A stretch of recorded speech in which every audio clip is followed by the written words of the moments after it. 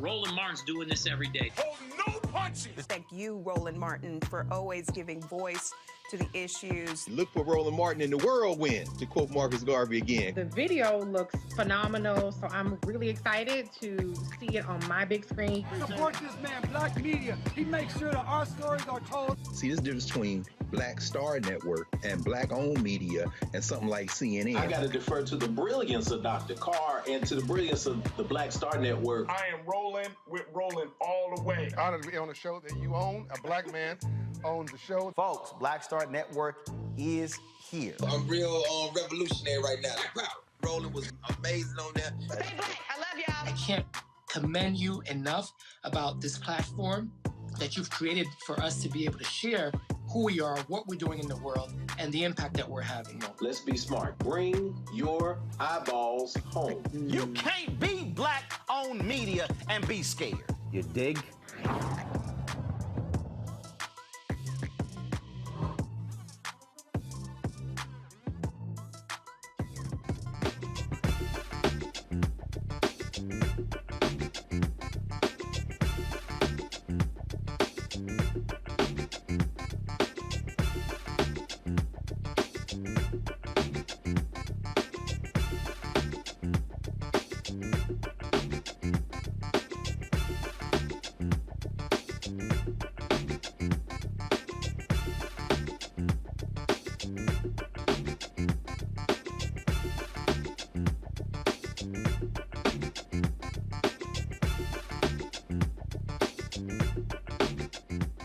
Today is Monday, June 6, 2022. Coming up on Roland Martin Unfiltered, streaming live on the Black Star Network. It is being called the deadliest weekend of mass shootings this year. 85 people wounded or killed in shootings from Friday to Sunday. Congress is now back in session. We talked with Congressman Hakeem Jeffries about gun safety, what legislation could go through the House and the Senate, and what could land on President Biden's desk to be signed. 4 Texas families gathered to say their final goodbyes to more Uvalde shooting victims. In New York, Governor Kathy Hochul has signed a comprehensive package to strengthen the state's gun laws immediately. Also, folks, in today's show in Memphis, the Tennessee City Council says that since Donald Trump has a history of not paying his security bills, they don't want the city to provide security for his upcoming rally. Makes sense to me.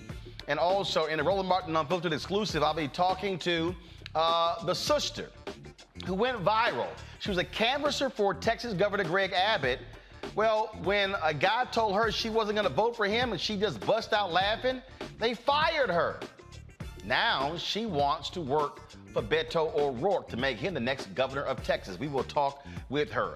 And in Arizona, police actually stood by and watched a black man drown.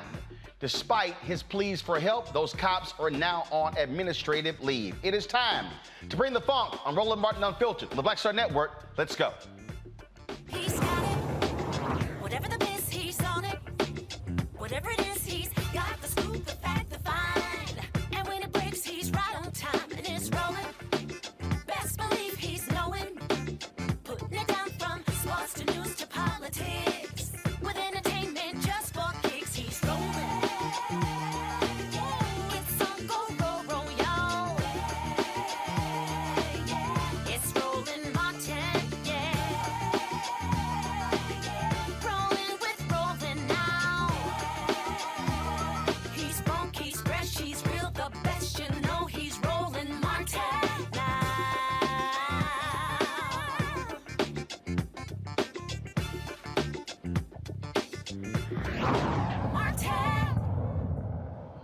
From Friday to Sunday, there were 13 mass shootings in the United States. Gun violence archive, the victim tally for this past weekend had 16 killed and 69 injured in mass shootings across the country. However, two of the deadliest mass shootings from the weekend took place in Pennsylvania and Tennessee. In Philadelphia, 3 people were killed and 11 were injured when several shooters fired into a crowd in the city's popular South Street district.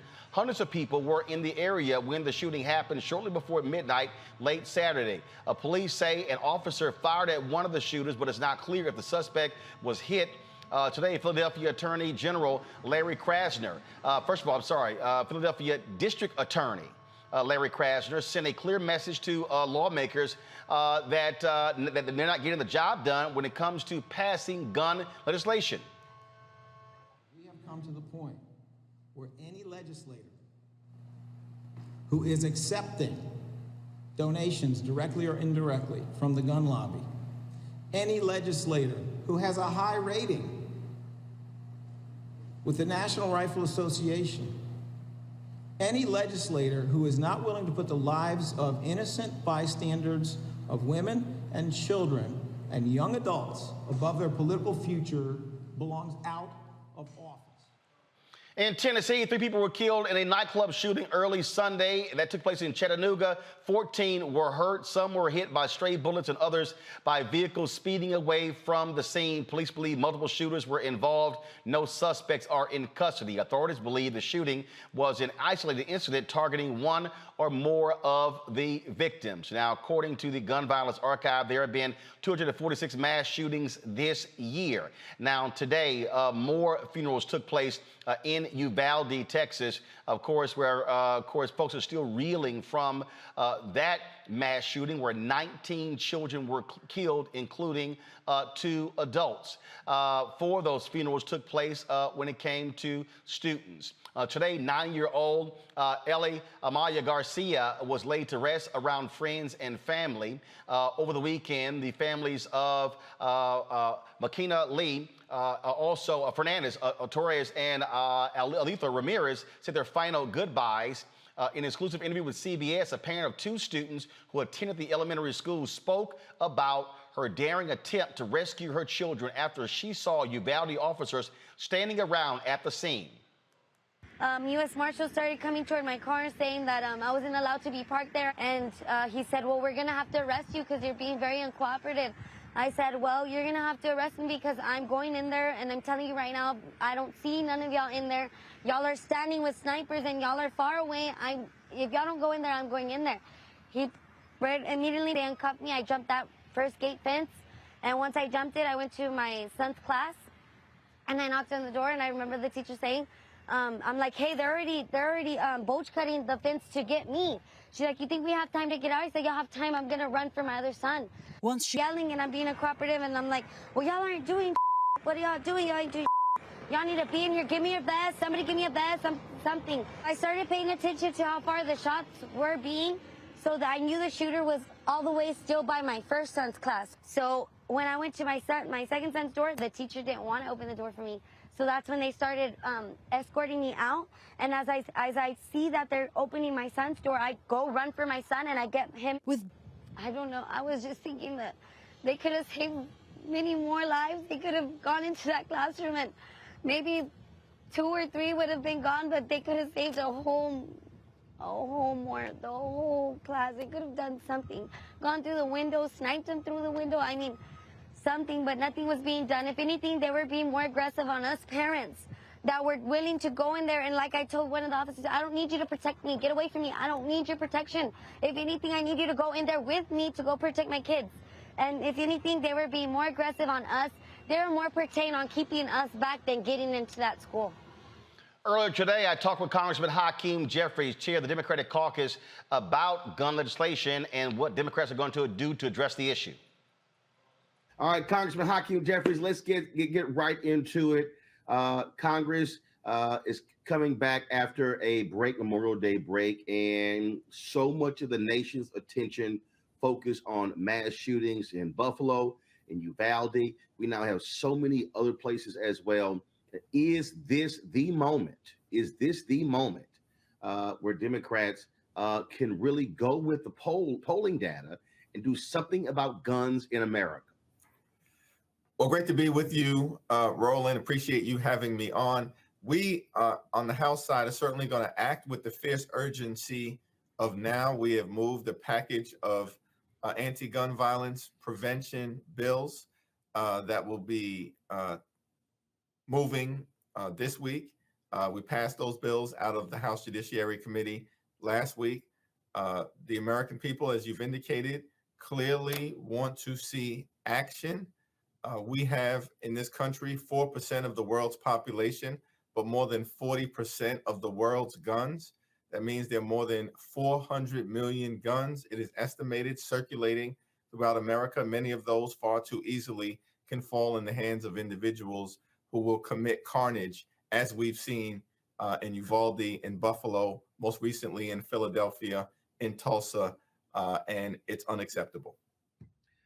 One of the things that jumps out is that prior to going on break, Democrats moved on a domestic terrorism bill after the shooting in Buffalo. Yet, only one Republican voted for it in the House. Now you look at in the Senate, they actually blocked it from moving forward. So what happens is you take actions in the House, yet I then hear from people who are critical of Democrats, who are critical of the Congressional Black Caucus, saying they haven't accomplished anything. And so how do you make the argument that, look, you're the House, you don't control what happens in the Senate. The Senate does not control what happens in the House. And so you're taking action, but the Senate's not. So then nothing actually gets accomplished. Well, it's certainly important for us, as you've indicated, Roland, as a separate and co-equal part of the legislative branch, the House and the Senate, that the House needs to act. The House was designed to be the institution closest to the people, to reflect the hopes, the dreams, the aspirations, the concerns, the passions of the people. And we're going to act, and we're going to act decisively and act this week. It's important to do so because we then put the pressure on the Senate as an institution to respond, rather than simply let them off the hook by us concluding in the House that the other side of the Capitol is never going to do anything anyway. The American people want action. Now, what we are seeing, led by Chris Murphy on the Senate side, is that there are some discussions underway that hopefully are occurring in good faith to be able to do something decisively. We shouldn't have weapons of war circulating in the streets of America, putting our communities at risk, whether that's in the inner city or small town America or rural America or suburban America. This level of violence is intolerable, unacceptable, and should be un-American. You know, it is. It has to be frustrating to see the House move on so many different things and see bills stall in the United States Senate. When the president supports them last week, he gave a primetime address, but one of the things that folks said that he did not do coming out of that was issue a clarion call for the public to call their U.S. senator, to put pressure on them as well. And now we're seeing leaked memos. The Republicans are saying, wait this out, keep the focus on inflation, don't focus on guns. And so should this issue be a defining issue for the midterm elections that Democrats cannot move off of and must pound on the table constantly between now and November? Certainly, this will be a high priority agenda item because the views of the two different parties are so different. We want to promote gun safety, protect our children and our communities all across America. The other side of the aisle is an extreme political party that is trying to protect the merchants of death and the gun lobby, who want to continue to flood our communities with weapons of war that far too easily fall into the hands of criminals. But we, of course, are going to continue to focus on creating an economy that works for everyday Americans, not just billionaires, multimillionaires, and corporations that Republicans far too often do the bidding of, often to the detriment of the American people. We want to build upon what has occurred under the Biden economy. 8.3 million good paying jobs have been created, fastest rate of economic growth in 40 years during the president's first 14 or 15 months in office. Unemployment rate remains low at 3.6%. Wages are beginning to increase, and we're taking steps to deal with inflation, lowering healthcare costs, childcare costs, education costs, housing costs. This will be an important part of our agenda in advance of the midterm as well, dealing with the economy, inflation, and gas prices. But we can't ignore gun safety measures that are critically important that the American people, as you pointed out, Roland, want to see in extraordinary numbers, Democrats, Republicans, independents, gun owners, and non-gun owners alike, as well as issues like the Supreme Court's likely attack on a woman's freedom to make her own health care decisions. Instead, the extreme Republican Party want to criminalize health care in America and unleash bounty hunters on women and doctors all across the land. This is extraordinary stuff, and there will be a clear contrast that we'll be able to draw as we approach the midterm elections. And on that particular point there, I mean, obviously you laid out a number of different things. Yet what we keep hearing from folks is that this is going to be extremely difficult. That Democrats are expected to lose the House, lose the Senate. I'm not necessarily sold on that, but there is a significant enthusiasm issue here. You do have significant enthusiasm on the Republican side. You do have these MAGA folks who are still upset that Donald Trump lost the election. You see what they're trying to do. What are you saying to other Democrats in leadership, in rank and file Democrats? What are you saying to party leaders and to the White House? What they're going to have to do to really get their supporters dialed in and get them to come out to the polls. If you look at polling data for the president, it is below 40% for African Americans, for young voters, for Latinos. It's down across the board. And so that has to be of concern to you and others. Certainly, midterm elections where one party has majorities in the House and the Senate and also has the presidency at the same time are traditionally challenging elections. And the American people, understandably, are dealing with a whole lot of stuff that President Biden had to inherit. You know, a once-in-a-century public health crisis that has caused so much pain, suffering, and death. And so there's understandable COVID fatigue that people are experiencing.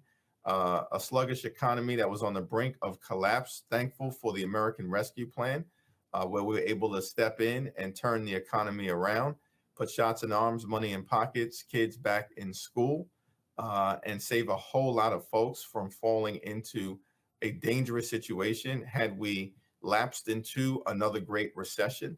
We passed that infrastructure agreement, which was incredibly important, and those jobs will start to flow all across the country. But we understand that the American people are dealing with high gas prices, as well as inflationary pressures that are an outgrowth in many instances of both the economy shutting down and now demand outpacing supply, as well as the fact that some companies are price gouging and taking advantage of this moment in order to make record profits. The oil and gas companies are doing this and not increasing the supply so that prices can come back into balance. We understand that all of this presents a challenging moment. And so what we have to do is both articulate our vision for building upon the progress that has been made in this country, but keeping it going, moving forward, and not allowing Republicans to turn back the clock and take us to a very different place. These are people in many instances, Roland, they want a feudal economy and they want a medieval society. And we want a modern day economy that respects the rights of others, the rights of women, the rights of communities of color, the rights of the LGBTQ community, and recognizes that our diversity is a strength, it's not a weakness. On that particular point, when you talk about price gouging, it is interesting to watch Republicans complain about high gas prices, yet when Congress moved on a bill to target companies that price gouged when it came to gasoline, they didn't vote for it. That's exactly right. They continue to try to talk a good game in terms of the economy. They don't want to do anything about it. In fact, many of these people, as President Biden, I think, has suggested recently, are rooting against America. They're rooting against the economy. You know, they want chaos and confusion, because the only thing that my colleagues on the other side of the aisle in most instances are concerned about is power. And then what do they do with power? Well, we know what they're likely to do in the future based on what they've done in the past. Their signature legislative accomplishment under the previous presidency was the GOP tax scam, where 83% of the benefits went to the wealthiest 1%, stuck the rest of us with $2 trillion worth of additional debt simply to subsidize the lifestyles of the rich and shameless.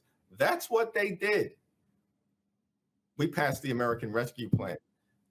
We issued direct payment survival checks, enhanced unemployment benefits, provided resources so we could deal with food insecurity, help people stay in their homes, avoid massive evictions and foreclosures, and are building upon that progress to create an economy that works for everyone. So, Roland, we're going to have to draw the contrast. We don't just talk the talk, we walk the walk. And we're going to continue to advance the ball for everyday Americans as we move forward. Let's talk All about... right, folks, we're going to have more of my interview with Congressman Hakeem Jeffries later in the show. Introduce my panel, Dr. Julianne Malveaux. She's the Dean of College of Ethnic Studies, California State University, Los Angeles. Dr. Amakongo Dibinga, Professorial Lecturer, School of International Service, American University. Reverend Jeff Carr, founder of the Infinity Fellowship in Nashville. Glad to have all three of you here. Amakongo, I'll start with you, and that is this. If you are Democrats, you keep the focus exactly where it is. The nation is pissed off. Look at the polling data. It's all there as well. You don't move from this. Republican memos, as I asked Congress, the memos have actually leaked, where the Republicans are saying, do not just run the clock out. Don't focus on guns. Talk about everything else. This is between this and when the Supreme Court likely is going to issue its decision when it comes to Roe v. Wade. Those, frankly, should be the two dominant issues for Democrats between now and November. Period, bottom line. I mean, the fact of the matter is, you know, my mother is visiting and here in D.C. and say hi to my mom. But I'm bringing my mother up because my mother always says that you have to stand on your principles. And this is the moment right now where Democrats have to say, what are our principles and what are we going to stand on? Period, bottom line. I listened to a former Republican congressman today. I didn't catch the name. He just left the party. And he said after Sandy Hook happened, the Republicans said, keep the talking points on issues relating to mental health and all of those other issues, anything but gun violence. They are doing the same thing now, even blaming inflation and abortion. So they are already queuing up their talking points for what's going to happen in June with the Supreme Court and the end of Roe v. Wade. They already got the points. Where are you, Democrats? I'm seeing all of these stories where, like, some former filmmakers and authors and are joining the Democratic cause to make videos to get the message out because these Democrats apparently don't know how to message. I know we have to put the pressure on the Republicans and do what we're going to do with them, not let them get a pass. But I would say, Roland, we have to fight harder with these Democrats to make sure that they do not lose this focus. Because the Republicans, no matter whether they're in the majority or the minority, they are the experts at the messaging game. And so just like what you're doing tonight and the topics we're talking about, and even, you know, when I look at those kids from Uvalde, I mean, come on, man, who's going to fight for them? Who is going to fight for them? And so at the end of the day, we need to hold these Democrats' feet to the fire. Look, and the last thing I'll say, for people who will say this is hopeless, things are never going to change, remember that the NRA used to give about 35% of its donations to Democrats, 65% to Republicans. Right now, it's 100% to Republicans. That's because we fought, raised awareness. We put the Democrats on blast, told them they can't be doing this anymore and working with them, and they listened to us. We cannot give up now and listen to all these people who say it's useless, it's never going to change. It will change when we make it change. If the people lead, the leaders will follow. Julian, again, if you are this White House, again, President Biden gives a primetime speech on Thursday. There was nothing else. I'm sitting here going, okay, are you planning any rallies? Are you planning to do anything? What are you doing? If you are the DNC, what are you doing? You got the huge rally taking place all in D.C. On Saturday. Those young folks are going to be out there protesting. And again, that's a level of intensity, but you need to have political leaders who are keeping the same level intensity on the issue.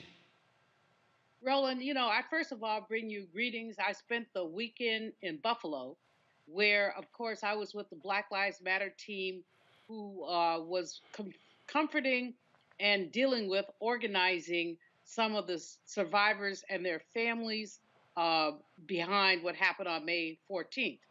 It's significant in terms of the topic because Republican Congressman Chris Jacobs has said that he will not run for re-election. The Republicans have turned on him because he had a statement about gun control. And he's a coward.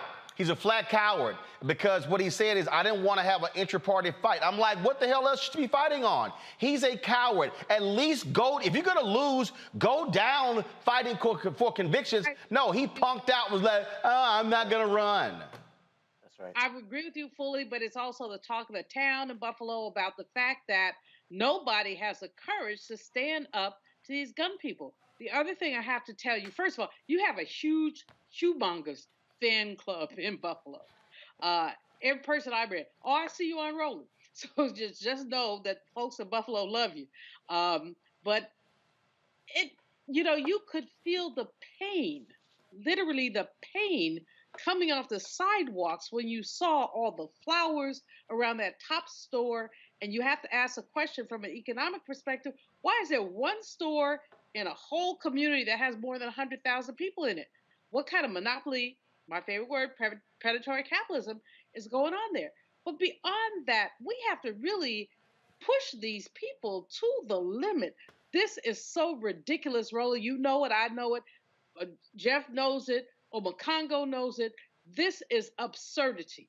We are seeing children killed because, and then okay, I've tried not to curse. They had me preaching yesterday, so every time I preach, for 48 more hours, I try not to curse. Let's see how long they last. But anyway, but this spit, okay, this spit of, people have the right to carry guns when these are children, little bitty babies. It makes no sense at all. But here is what does make sense. It makes sense for people, and that's why Reverend Barber will be in D.C. on June 18th. It makes sense for people to push back, to vote back. All these people who are upset about what's going on, people need to be voting. Get these suckers, and that's the nicest thing I can say, get them out of office. What we know is that the stuff that's on the table right now is weak, is limp. What we need, who needs assault rifles in the city? And there have been people who've talked about how they went and bought one, and it says for military use only. So why are they in the cities? And so I'm borderline hysterical because I still haven't come down from Buffalo, and just from what I saw, and what I saw was pain. There's just a lot of pain. It's in Buffalo, it's in Uvalde, Texas. Now it's in Philly. And this pain is pain that has been basically engineered by our government, who refuses to take the right steps to get these guns out of people's hands. Period. In the conversation. Jeff, again, you have to have, it has to be a constant state of pressure. It has to be constant, has to be consistent. In fact, if you are Democrats, I think back to when during the Civil Rights Movement, the Black Freedom Movement, they called it Freedom Summer. Look, they should be branding this, gun control summer, gun safety summer. It needs to be a constant deal. And this White House needs to understand that because the pressure must be on there and continually to show Republican cowards how they are unwilling to stand up. You've got right now, folks, negotiating in Congress, and you've got Senator John Cornyn on the Senate side who has made it clear he does not have plans to do anything significant. And so it must be constant, consistent, sustained advocacy and pressure. Advocacy and pressure appear in different ways, and they manifest in different ways in different spaces. I think about the images that came across the internet about 3-4 weeks ago from the country of Sri Lanka, where the citizens got so tired of being strangled out of food, of fuel, of the price gouging that were going on. They went down to the parliament and actually started attacking the cars and the possessions of their elected leaders. They actually took the minister, I think, of transportation's car, they flipped it, and then they threw it into the river. These are the kind of things that happen when people are oppressed. We got a crossroads now in America. If this kind of behavior continues from our government, don't be surprised if people do that. Now, if you're sitting at home and you're saying, I'm not going to get out of my house and go down to my local Metro Council building or go up to Washington and start flipping cars into the river, then the question is, what will you do? This question goes to not just average everyday citizens, but it goes to elected officials. We all know the stats. We've seen the latest polls from everyone from CBS to every other credible pollster, and it says and it backs up everything that we're saying. What Dr. Malveaux said, this is absurdity. What Dr. Mamakongo said, they are experts at messaging. This is all about messaging. Those names that you put out, those titles that you put out for those movements, the Long Hot Summer, a Bloody Sunday, those are things that are etched into the memory of America. This is a crossroads. We have an opportunity to do the same thing. 81% of Americans support some new gun control laws. 72% want red flag laws from Congress and from the Senate to make sure that they can protect people. It's interesting that when 72% of the people want and support gun control, stiff, strong legislation, isn't it interesting that 44%, when you break it down by party, of Republicans say, well, this is just the cost of freedom. We're just going to have to deal with shootings for the rest of our existence in this country because we're not giving up our guns. Messaging moves the masses. I'll say it again. Messaging moves the masses. It is not the masses being totally and completely educated. It's not that they turn into 5 or 6 news sources and triangulate which news source they will trust and where they will find the truth to make their vote. It is all about messaging. The Republican Party now understands this because of the great messaging that the Democratic Party had during the Civil Rights Movement, during the 70s up until the 80s. When Reagan got in place, he understood the power of messaging. He could stand in front of a teleprompter, in front of a camera, and he could tell you a lie that was so sweet you actually believed he was an angel while he stuck it to you. Clinton may be the last person that was great at messaging. We know that Obama was great at messaging, but now we're at a crossroads where the Democratic Party is going to have to listen to people like you, to people like the people that appear on this show, and every single strategist that has been in the streets screaming this at them for the last 4 years. Messaging moves the masses. It's time for us to create messaging, to create slogans, to create something that will take people away from their thumbs and move them to vote in this country. We live in a country that calls itself a democracy, but less than half of the people actually vote. So we're not talking about being unrealistic when we say that voting matters. And the folks with March for Lives, again, they're going to be having their national protest taking place on Saturday. And look, they understand messaging. This is one of the videos that they've actually put out. Students at Marjorie Stoneman Douglas High School experienced one of the deadliest school shootings in U.S. history. On March 24th, they led the largest youth-led protest since Vietnam. and nothing has changed. You keep seeing so many young people like asking, begging politicians to just give a to just care, to just talk about it just a little bit. Since then, we've seen over 170,000 more lives lost to gun violence. And this is your response? In this terrible tragedy, we send our thoughts and prayers. Thoughts and prayers. Thoughts and prayers. Each of these body bags represents 150 lives. That's people's families, friends, loved ones. And not a single piece of federal legislation to end this crisis. How many more thoughts and prayers are you going to give us until we start acknowledging the fact that thoughts and prayers in this country have become deadly?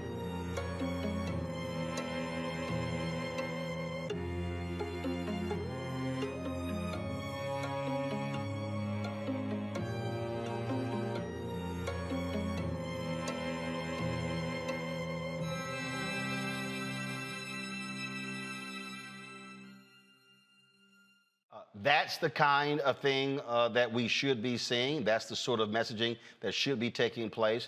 And again, they're going to be having their actions happening this weekend on June 11th. Y'all go ahead and show the graphic. Again, the march taking place in Washington, a March for Our Lives. The young folks are actually, leading this particular effort, and so we hope they have massive turnout here in the nation's capital for that particular event. Got to go to a break, folks. When we come back, we're going to talk about what's happening in Memphis. Donald Trump plans to have a rally there, but folks in Memphis are like, we ain't trying to pay for security. Why? Because Trump keeps stiffing cities all across the country when it comes to security bills. We'll talk to a member of the Memphis City Council who says we should not be paying any security for somebody who won't pay their bills. You're watching Roland Martin Unfiltered on the Black Star Network. Also, folks, at the top of the hour, y'all saw the video that went viral. Black woman in Texas who was canvassing for Texas Governor Greg Abbott knocks on the guy's door. He says he nowhere in hell is going to vote for Abbott. She busts out laughing. Well, she got fired by the Abbott campaign. We have an exclusive interview with her first interview since she got fired, right here on Roland Martin Unfiltered at the top of the hour. You want to stick around for that. Folks, support us in what we do. If you're watching on Facebook and YouTube, hit the like button, hit the share button right now. We should be hitting more than 1,000 likes. Also, download the Black Star Network app, Apple phone, Android phone, Apple TV, Android TV, Roku, Amazon Fire TV, Xbox One, Samsung Smart TV, and of course, you can also support our Bring the Funk fan club. With every dollar you give goes to support this show. See and check out money orders to P.O. Box 57196, Washington, D.C. 20037-0196. Cash App is $RM Unfiltered. PayPal is R Martin Unfiltered. Venmo is RM Unfiltered. Zelle is Roland@RolandSMartin.com. Roland@RolandMartinUnfiltered.com. We'll be right back.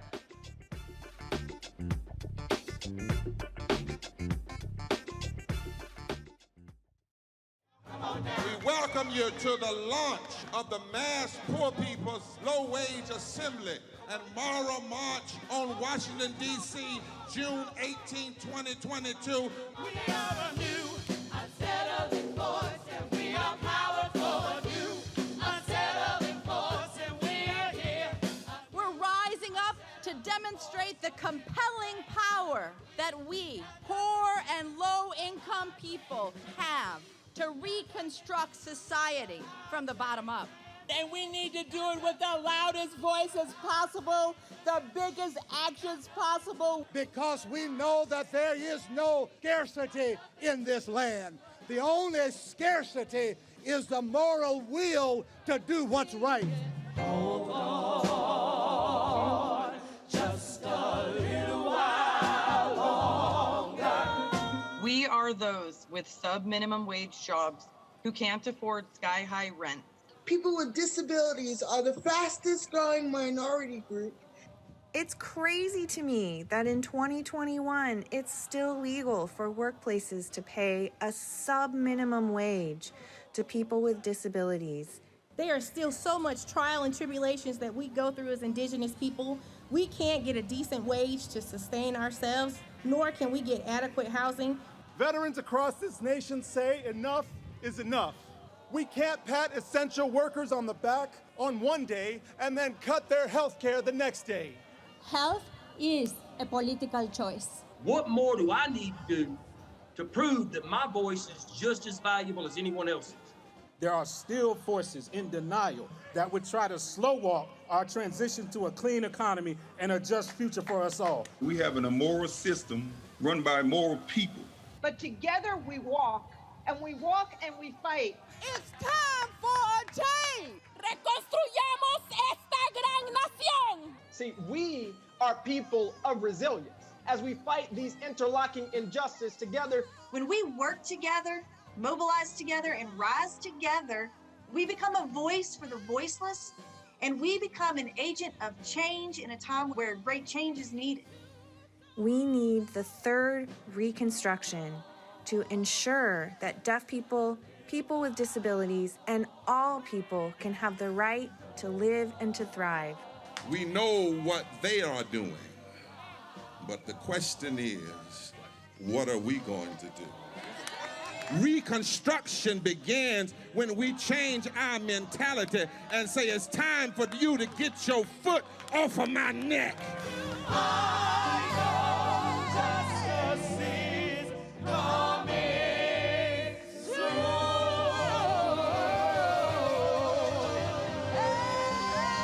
Hey, do you believe that of today? My name is Charlie Wilson. Hi, I'm Sally Richardson Whitfield. And I'm Dodger Whitfield. Hey everybody, this is your man Fred Hammond, and you're watching Roland Martin, my man, Unfiltered.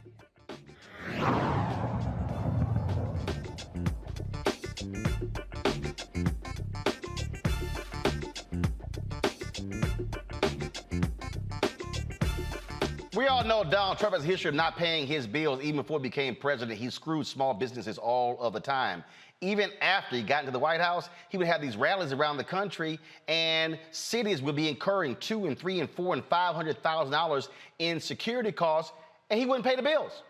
Literally, he would just ignore. El Paso is still trying to get paid. Minneapolis trying to get paid as well.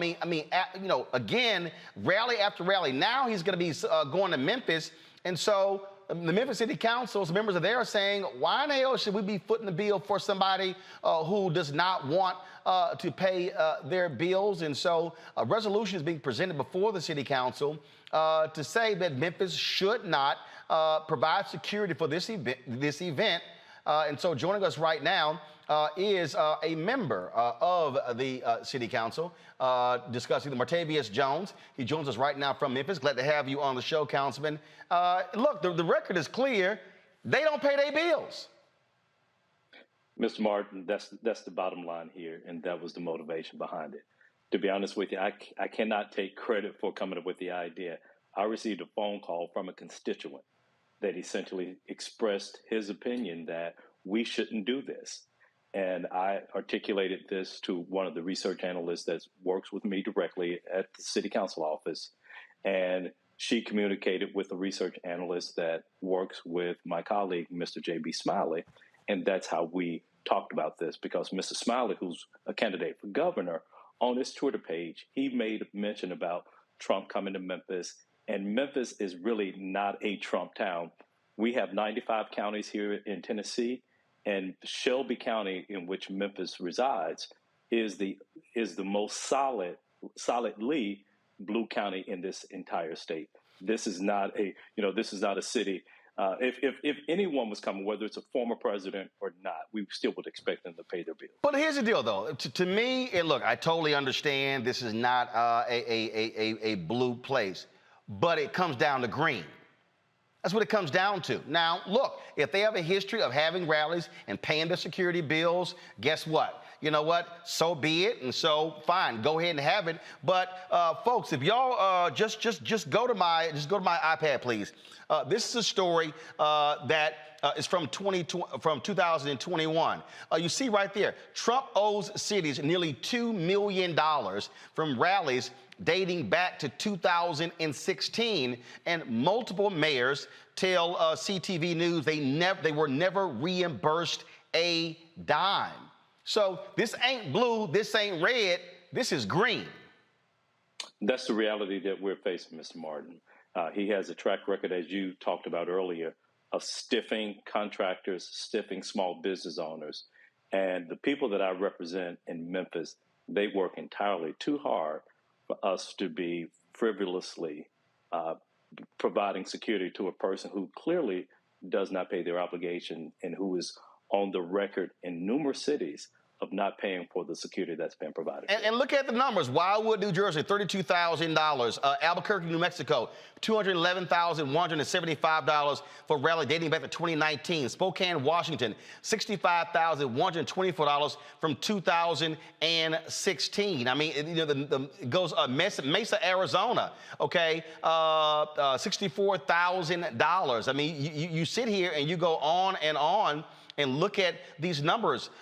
Burlington, $8,464. That's going back to 2000. I mean, come on. I mean, the numbers are just staggering, and they really are like, yeah, okay, whatever. Well, one of the things I would point out, too, he actually isn't coming to Memphis. Memphis sits in the southwest corner of Tennessee, and we border Arkansas and we border Mississippi. So he's appearing in DeSoto County, Mississippi. But from a transportation standpoint, he will have to land at Memphis International Airport. And so what's been contemplated here is the security detail that would perhaps escort him from the Memphis International Airport to the Mississippi state line. But still, from that standpoint, the bottom line is that he has not paid his obligations in other jurisdictions. And I just don't have any expectation that he would pay whatever those security costs would be in Memphis, and that's the spirit behind this. So here's the deal: he's not a sitting president. So is Memphis or any other police law enforcement agency, are they under any authority where they have to do this? From what I've been told and what I've read, Mr. Martin, this is more so a courtesy type of gesture. Of course, he has full Secret Service detail. And from what I've been told and what I've read is that you may have the Secret Service to reach out to local jurisdictions and ask for any type of support if necessary. And so what we're doing, Mr. Smiley and I hope we have the support of my colleagues on the council, we are preemptively saying, based upon his track record, if that call is made to Memphis Police Department to provide any semblance of that we refuse to do so unless we are paid upfront for those charges. And so this resolution, again, if the city council votes this way, the police department can't just make their own decision.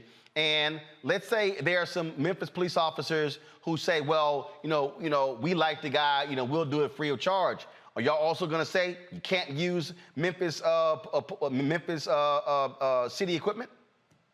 That would be the spirit of that. If they choose to do so using their own vehicles, doing their off-duty time to provide security, I think we really have no purview over that. But the main crux behind this is looking at the resources that were paid by the citizens of the city of Memphis to provide escort to someone who's actually having a convening in a totally different jurisdiction in a totally different state. So look, makes sense to me. When do you think the council is going to vote on this? We meet tomorrow, so I'm looking forward to a robust discussion, and I'm hopeful that my council colleagues, at least a majority, will agree with this. All right, Councilman Montavious Jones, we appreciate it. Thanks a lot. Thank you for having me. Have a good evening. All right, Jeff, makes sense to me. It makes a lot of sense to me. It makes a lot of sense to everybody, Roland.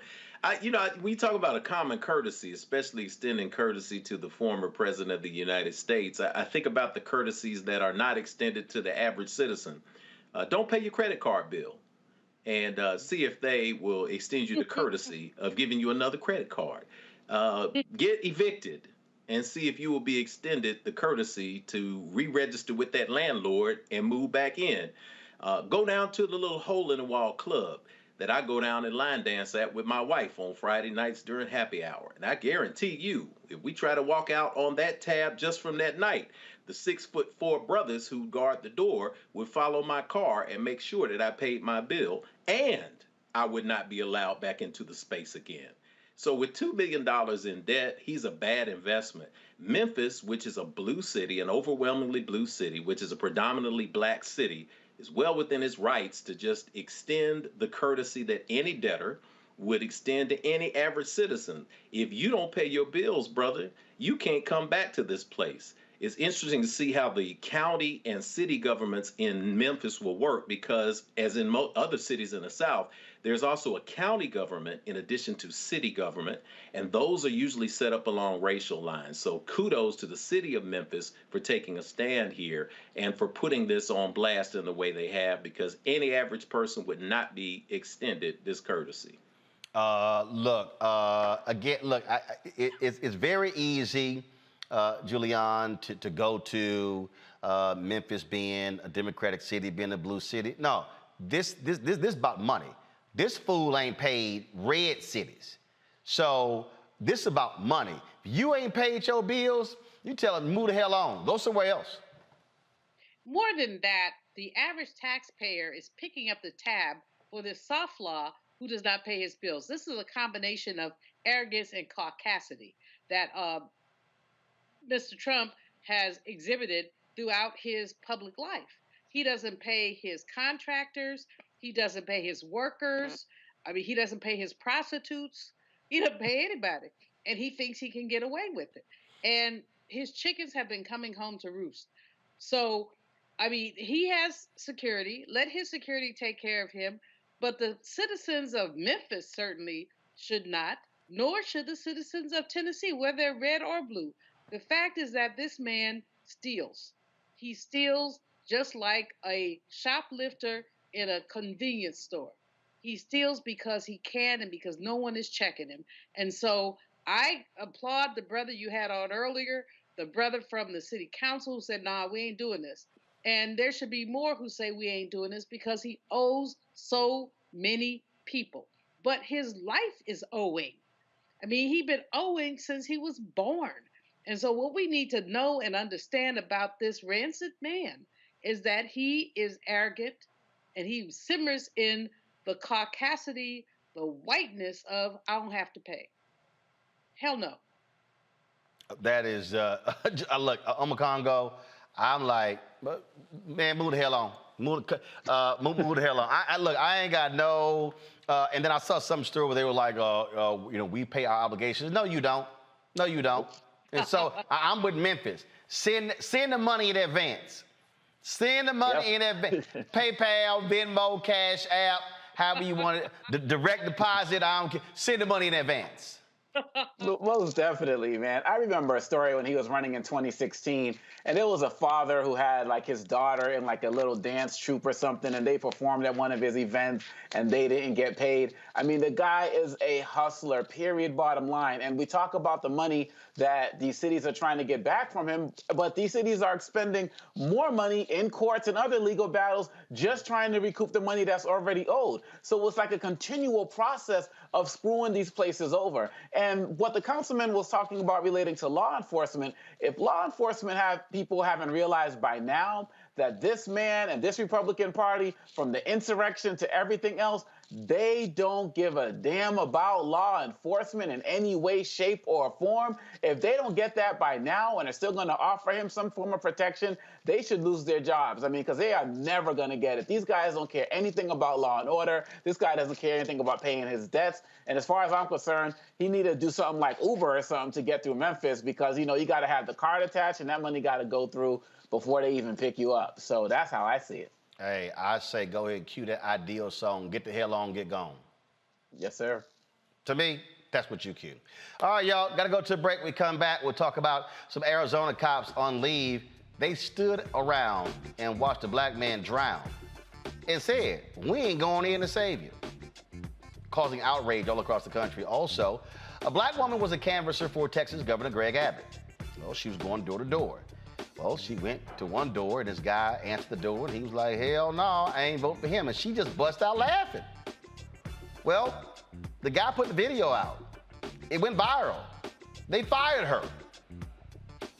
Now, she wants to work for Beto O'Rourke, who's running for governor of Texas on the Democratic side. We'll talk to her in an exclusive interview right here on Roland Martin Unfiltered on the Black Star Network.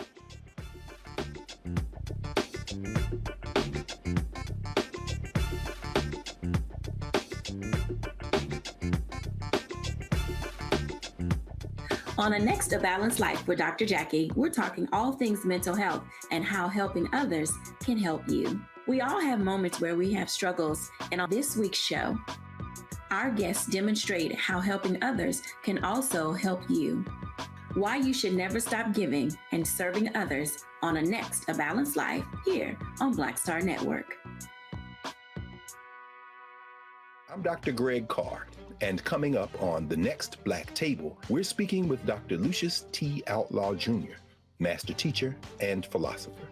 He takes us on his journey to discover and celebrate Black philosophy. From my undergraduate years at Fisk all the way through my PhD, I was never in a philosophy class where I had a professor who was a person of African descent, nor a sign of text written by a person of African descent, ever. How he pushed back at those who said there was no such thing and got us all thinking about what it means to be Black. That's on The Next Black Table, exclusively on the Black Star Network. I'm Deborah Owens, America's Wealth Coach and host of Get Wealthy. On the next Get Wealthy, here's the good news. Black women are the fastest growing segment of business owners. The not so good news, the average business by Black women is only earning revenues of $45,000 or less. On the next Get Wealthy, you're gonna hear from a woman who went from her kitchen table to cap tables, growing her business to over $1 million. You should start a business because your product is needed in the world, not because you hate the person that you work with. If you hate your job and you hate your manager, go find a new job, a place that makes you feel comfortable. And I say that because starting a business is truly a labor of love and service. If you want to learn how to do it, right here on the next Get Wealthy, only on Black Star Network. Hey everybody, this is Sherry Shepherd. You're watching Roland Martin Unfiltered, and while he's doing Unfiltered, I'm practicing the wobble. Yes, I am. Because Roland Martin's the one, he will do it backwards, he will do it on the side. He messes everybody up when he gets into the wobble, because he doesn't know how to do it, so he does it backwards. And it just messes me up every single time. So I'm working on it. I got it. You got Roland Martin. Hi, my name is LaToya Luckett, and you're watching Roland Martin Unfiltered. What's going on, everybody? It's your boy, Mac Wiles, and you are watching Roland Martin Unfiltered. What's up, y'all? It's Ryan Destiny, and you're watching Roland Martin Unfiltered. What up, Lana Well, and you are watching Roland Martin Unfiltered.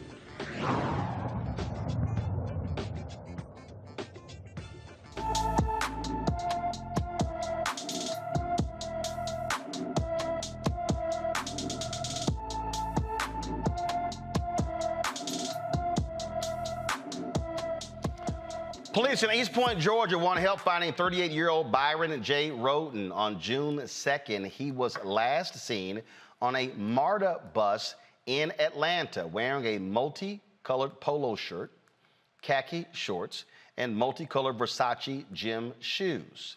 Byron is a wheelchair dependent and has several health issues, including a medical condition called dwarfism. Byron is about 3 feet tall, weighs between 70 and 80 pounds, with long black dreads with blonde highlights and brown eyes. Anyone with information should call the East Point, Georgia Police Department at 404-761-2177, 404-761-2177. In Arizona, 3 police officers are on administrative leave for not helping a drowning man who was begging for help. Police were called to the scene where Sean Bickings and his wife were. Now, someone thought the couple was in the midst of a domestic dispute. Bickings and his wife told the officers nothing was going on. For some reason, Sean fled. He jumped into the lake. While swimming, he began going under and pleading for help. Now, there isn't any video of the actual incident, but there is body camera footage until Sean jumps into the lake. Watch this.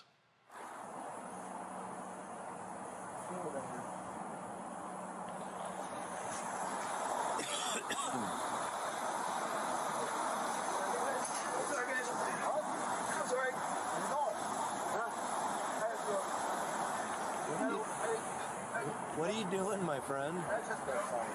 Huh?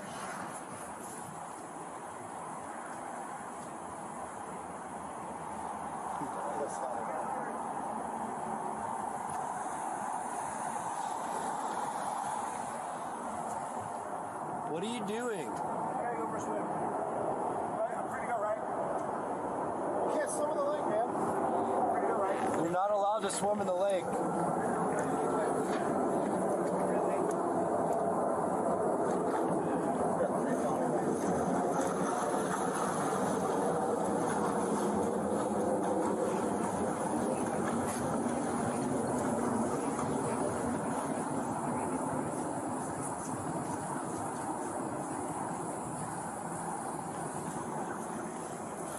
How far do you think he's going to be able to swim?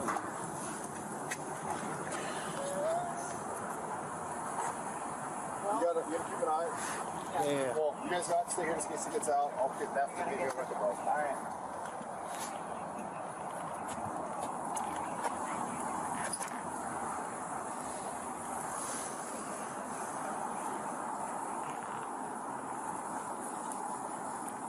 I wonder, Paul.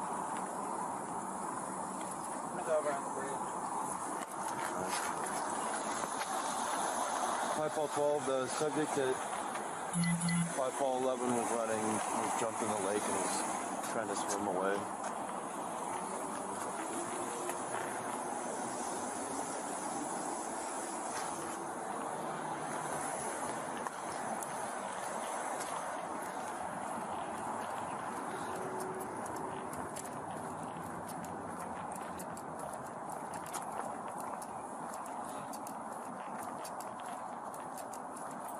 Pretty sure there's like turbines at the base of the dam that could suck him into the. Got it.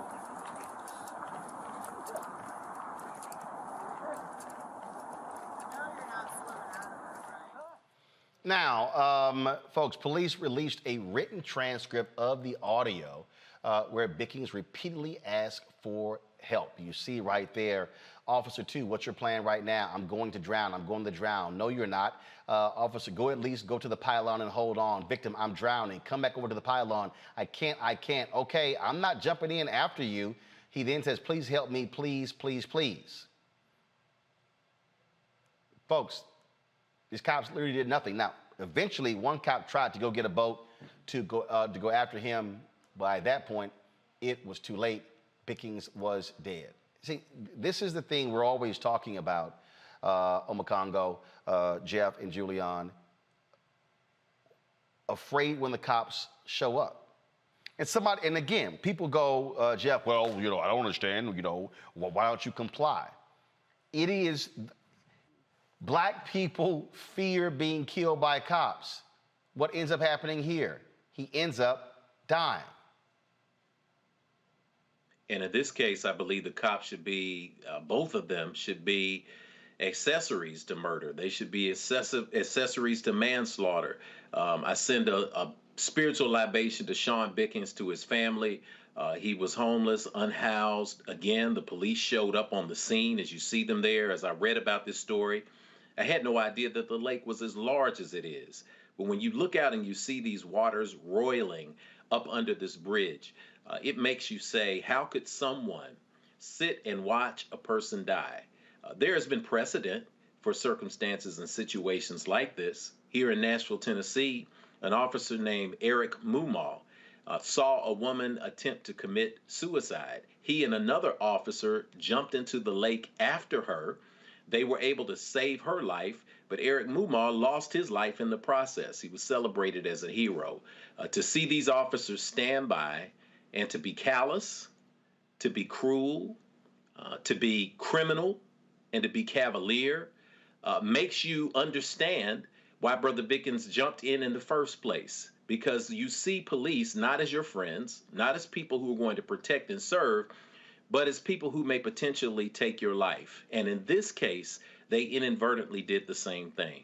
They've been placed on non-disciplinary, listen to the key words, non-disciplinary administrative leave with pay over this incident. But if we're going to see justice here, then the city there in Arizona needs to say clearly to these officers who stood by and watched this man drown, we are not going to save you, and we're not going to jump in after you. You will be punished. It is just, certainly it is sad, Julian, that this man is dead. And, I mean, cops didn't try to go get a rope, didn't try to do anything. It's not, I mean, and the other question, do the officers have a life jacket or something in their car? Do they even attempt to go there, toss it to them? No, we ain't coming in after you, whatever. You know, this is a wanton indifference to human life, a wanton indifference to Black life. One has to wonder if this was a white man jumping in the river, what they would have done. That's just a casual speculation.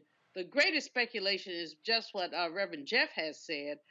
These folks were accessories to murder or manslaughter. They stood by and talked smack to the man. I'm not coming in after you. Come on now.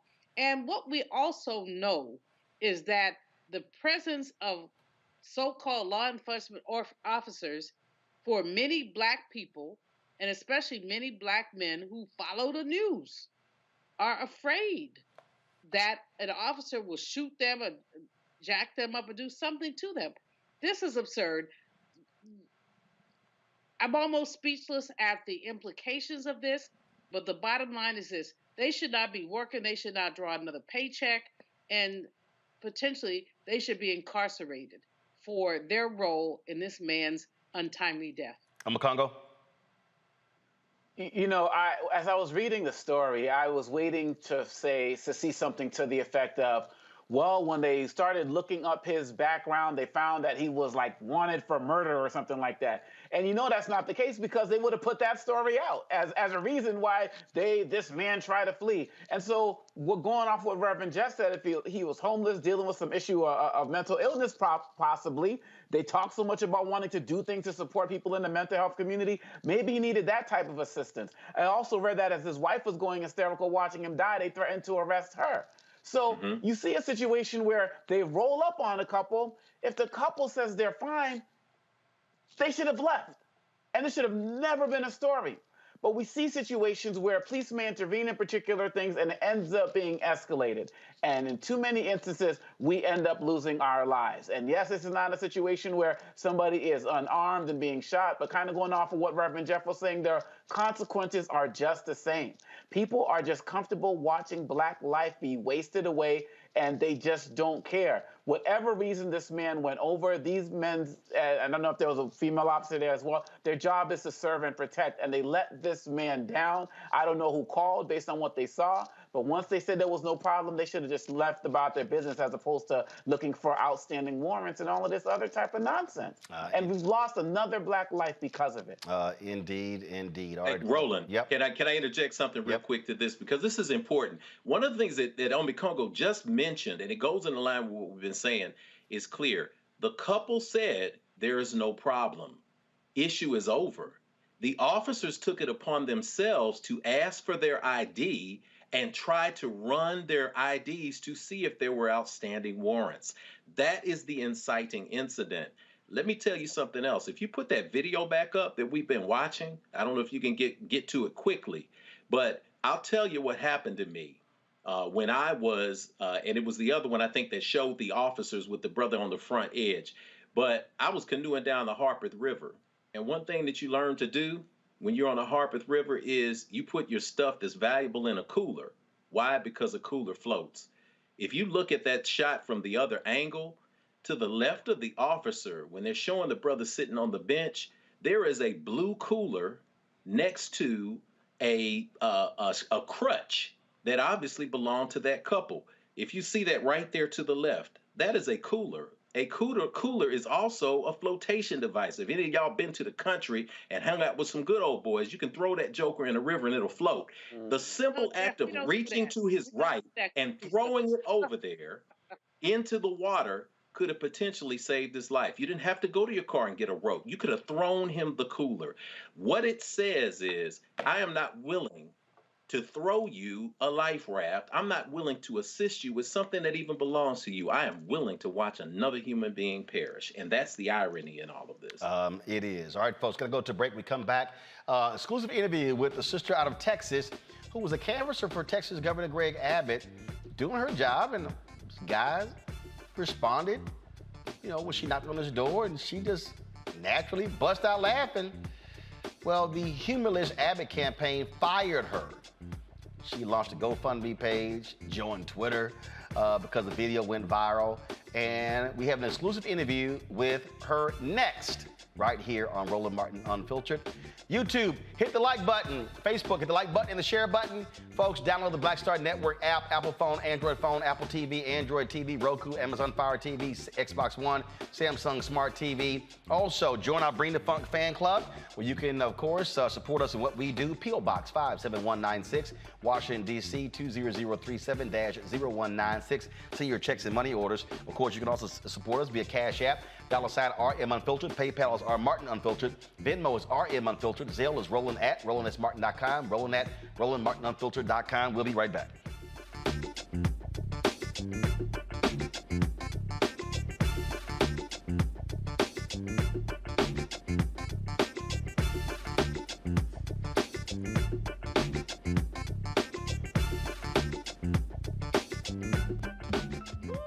We're all impacted by the culture, whether we know it or not. From politics to music and entertainment, it's a huge part of our lives, and we're going to talk about it every day right here on The Culture with me, Faraji Muhammad, only on the Black Star Network.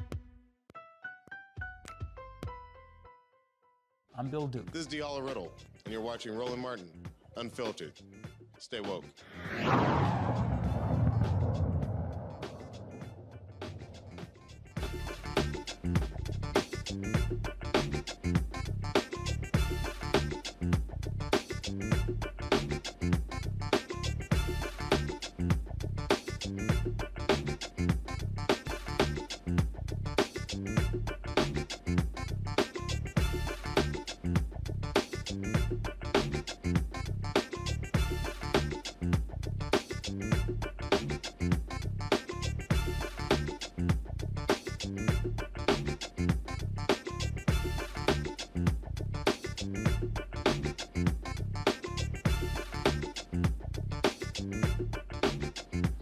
Folks, this video went viral over the weekend, so this sister in the video was out and about canvassing for Texas Governor Greg Abbott. Paid job, I believe it was $22 an hour, I think so. And so she was out and about, you know, knocking on doors, and went to this house, and this guy's, I guess, Ring camera recorded her coming up, and this is what it recorded, and this is what went viral.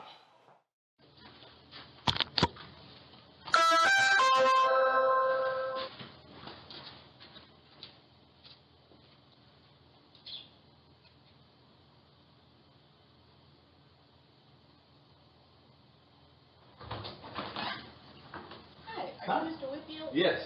I'm not volunteering for Greg Abbott, and we wanted to know if we count on your support for his upcoming election. Absolutely not. Everybody got to have a job, sir. Remember? Thank you for your support or not support. Thank you. I appreciate you. Have a good one.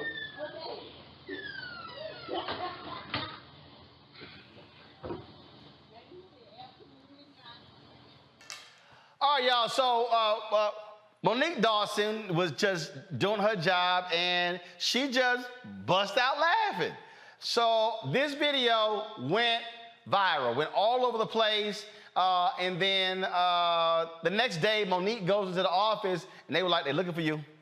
And she didn't know what the hell was going on. She didn't realize it went viral. She wasn't on Twitter, had no idea, and then they fired her. Well, folks have been talking about this. Of course, she's been responding on Twitter, launched a GoFundMe. All kind of stuff has been happening. She joins us now for her exclusive interview, her first interview since this happened. Joining us from Fort Worth, Texas, Monique Dawson. Monique, how you doing? I'm good. Okay, all right, Monique. So let's start here. Okay, first, how long were you working with the campaign? It was actually like our third or fourth day out. I worked with them previously from December to March for the primary, but we had just went back out in circulation. All right, and so what people don't realize is some people assume that because you're working for a campaign, you support the candidate, your deal was it's a job. It's a job. That's it. It's a job. And what were they paying you? $22 an hour. So $22 an hour, and you were working how many hours a day, how many days a week? 6 hours a day, 7 days a week. So 6 hours a day, 7 days a week. So, you know, if I do the math, so basically you were making almost $1,000 a week. So you were like, this was a job. All right. So the house you went to, what part of were you in Fort Worth? Were you in one of the surrounding communities? Where were you? I think we were either in Hearst or Colleyville. We were right there. So anybody who's listening, so basically, folks, you have Fort Worth, you have Dallas, and in between you have Arlington, but then you have these bedroom communities, other little suburban communities, Hearst, Euless, Bedford, Colleyville. I actually stayed in Bedford when I worked for the Fort Worth Star-Telegram as a City Hall reporter, so quite familiar with that area. So you walk up to the house, and the guy makes the statement, why did you bust out laughing? It was really his face. From the moment he opened the door, it was like he was just looking at me. He was like, "Why are you here?" And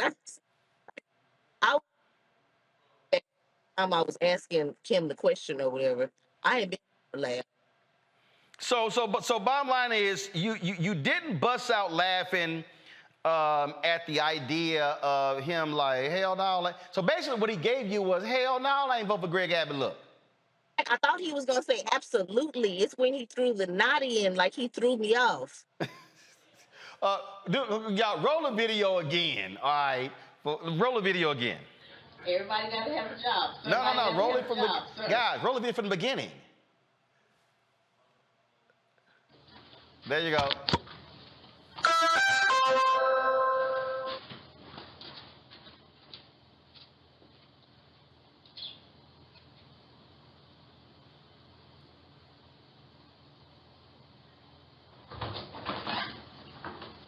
Are you Mr. Whitfield? Yes.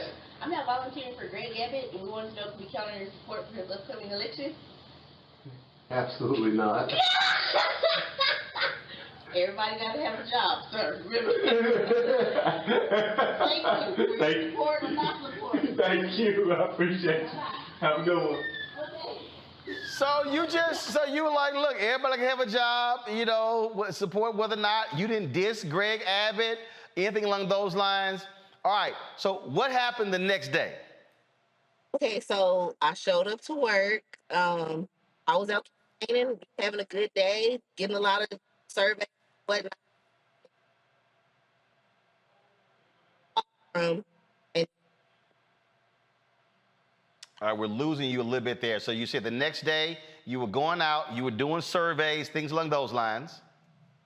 And then someone had called me. You know, I didn't recognize the number, so I called him back. And I guess one of the managers or whatever, and I guess somebody had tagged Greg in it. So they said that I wasn't going to be able to work with them. So all of a sudden, so for everybody to know, this is Greg Abbott right here. We've been seeing him. So this is the governor of Texas. So someone said, "Oh, hey, you can't work." And did you try to explain to them, y'all? I didn't diss the man. Sorry, I just naturally laughed. Right, because you know, like when it happened, I had no idea it was gonna go the way that it did go. I was more along the lines of, I really did want to keep my job. You know, I wanted to explain, like, hey, if they took the context, that was them. You don't see a video. Like, I didn't post it. But, you know, like, hey, at the end of the day, everything happens for a reason. And all right, so I missed that last part again because your audio is going in and out there. And so you said everything happens for a reason. Then what did you say? I said, I'm glad Dr. Whitfield posted the video. Dr. Whitfield, that's the guy whose house you knocked on? Say it again. All right, so it's absolutely not. So you go to his house, and okay. Well, first of all, you say Dr. Whitfield, because he actually sent me a DM. Saying definitely wanted to get in contact with you. So this thing goes viral, and all of a sudden, Man, stuff just takes off. Then you create a goal. And again, you weren't even on social media, right? Oh. I can tell because your Twitter handle, Lord, is Monique48322061. That's like one of them damn bots. And then you created a GoFundMe, and the goal was to raise $15,000. Man, you have exceeded that. Y'all, look at that. 2 days ago, created 2 days ago, she put her goal down there as $15,000. And so she was making $924 a week. And so you think about that in terms of, if you look with the campaign, with the election, that really would have covered the next 16 weeks. So basically would have covered you between now and the election. Right. But folks, 1,400 donors have come through, and so far you've raised $25,620. How do you feel how this thing has gone, and how this thing is blown up, and how folks have responded? I feel, number one, blessed. Thank you, God, because it never was my intention to like, hey, I'm going to be out garnering support for Greg Abbott. It was more along the lines of, I thought that they had a list of supporters and they were asking me to go, make sure that they were going to vote. I didn't know they was having me just knock on anybody's door and ask them to support. So it to me. So this is, it certainly has turned out quite interesting. Now, you said that you want to work for Beto O'Rourke? Yes. Okay. Is that because you want to work for him because you want a job, or you want to see him become governor?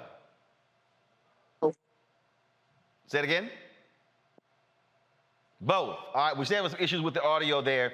And so have you heard back from the Texas Democrats or the O'Rourke campaign? I have heard from them, and we are, in the process of ironing things out. So when more details do come, I will be happy to give updates. Okay, well, so just so you know, before we went on, I did text Beto O'Rourke to find out if he was aware of this. Oh yeah, I got it like that, Monique. Come on now. You better ask somebody. I called him and I texted him. Of course, he's on the campaign trail. I have not heard back from him. And I also reached out to one of his aides as well, who is with him. And so hopefully we'll hear back from him. So this is, and James Whitfield is the principal who was fired at, was it Colleyville School? Well, he was the principal of one of the schools. We had him on, and so it was a big controversy, and they claimed he was teaching critical race theory. We actually had him on the show. So that's why when you said his name, I was like, hold up, was that Whitfield? So yeah, he had actually sent me a DM saying that he definitely wanted to get you on the show. Now, have you heard from folk all around the country since this happened? I've been responding to messages from people from Canada, Chicago, Bangladesh. I mean, it's just it a lot further than I thought it would. Well, and so I take it also that now have you always wanted to work on campaigns? Have you always liked politics? Have you worked on other campaigns? Is this a passion of yours beyond getting paid? Beyond getting paid, I have worked on other campaigns. I was a member of the Texas Organizing Project since 2019, and we also worked on the Beto O'Rourke Project, District Judge, County Jenkins. We were out campaigning for Biden. So in the past, I have done some Democratic campaigning, yes. All right, then. Let's see here. I'll start with some questions. Julianne, you got a question or anything for Monique? Sure, Monique. This is the year, it's been a couple of years of the Black woman. As a sister doing this work, how did this experience make you feel, and how does it empower you to do further work in politics? it makes me feel like, you know, like more so less that I'm not gonna have to do something that I don't necessarily believe in just because of circumstances. Now, I have the availability that if I do want to actually go and volunteer for the Democratic campaign, I can go do that. Versus having to do this because of what I'm being paid for. Omakongo.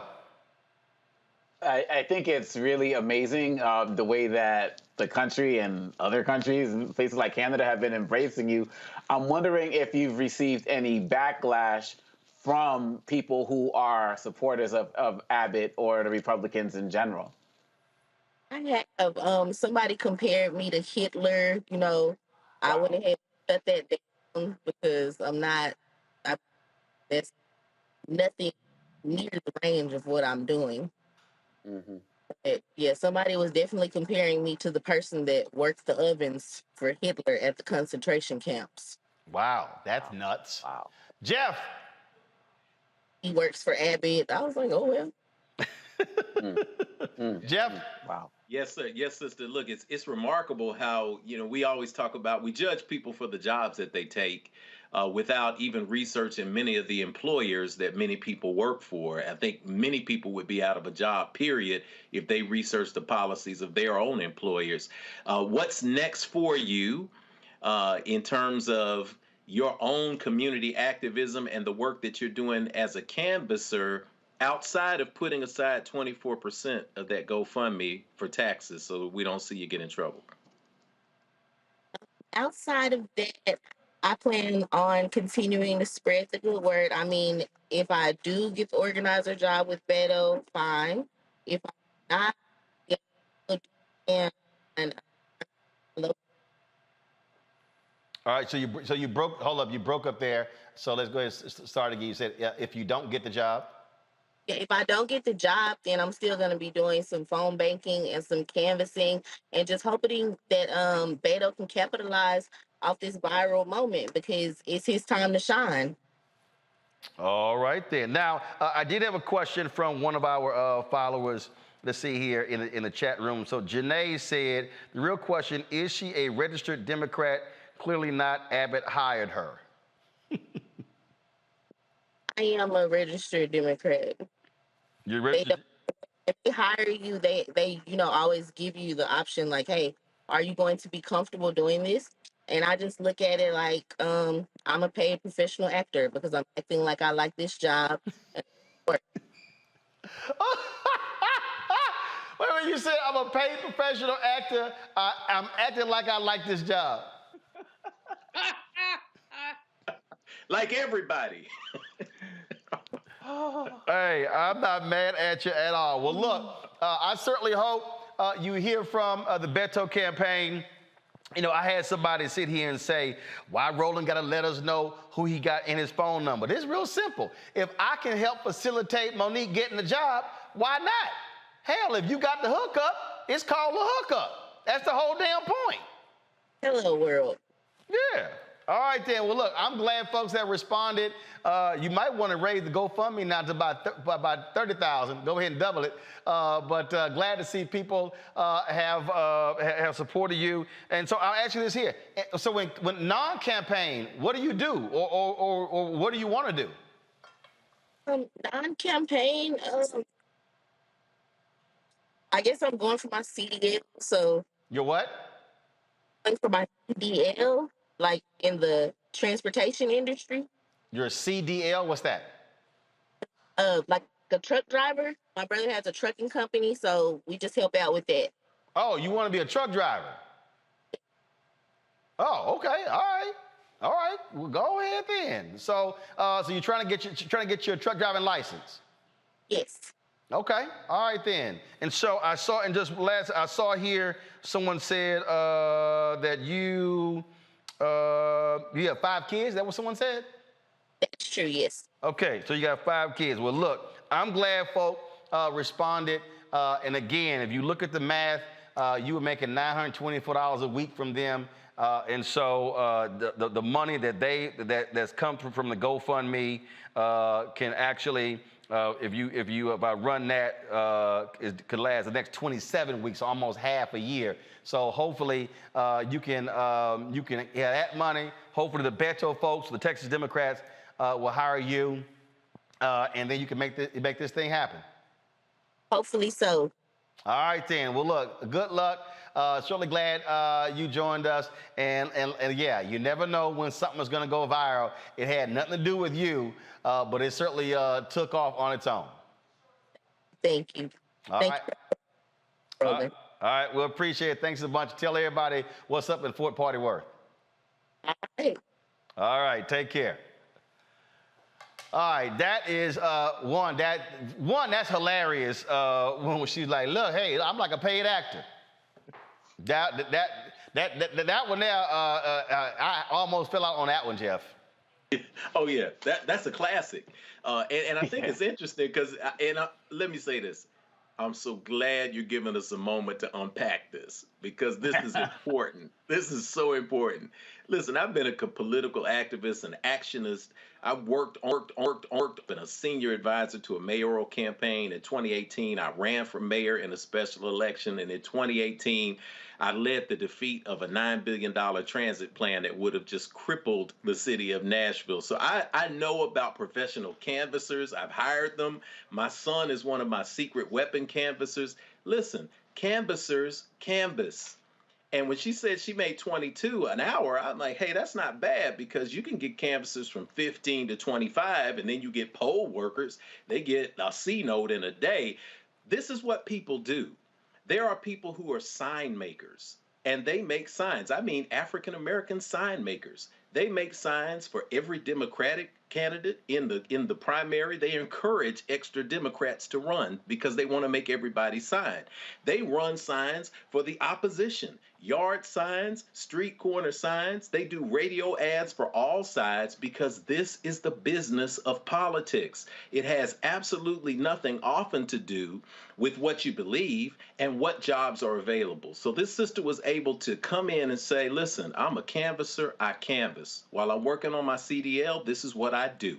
We would be standing in judgment of her if she decided to go stand on a street corner and make some money for her babies, or if she decided to go into a restaurant and say, I'm going to work for $7 an hour and then whiplash you with the bad attitude that I have in customer service because I'm angry at my low wages. Instead, she says, this is what I did. I love the reference to being a paid actor because it's a script and that's what you put out there. Believe me, I've seen worse.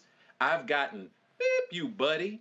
I did transit. I went to a lady. She came to the door with a walker on, and I was trying to talk to her about transit. She said, let me stop you, baby. Do I look like I beep and need some beep damn transit?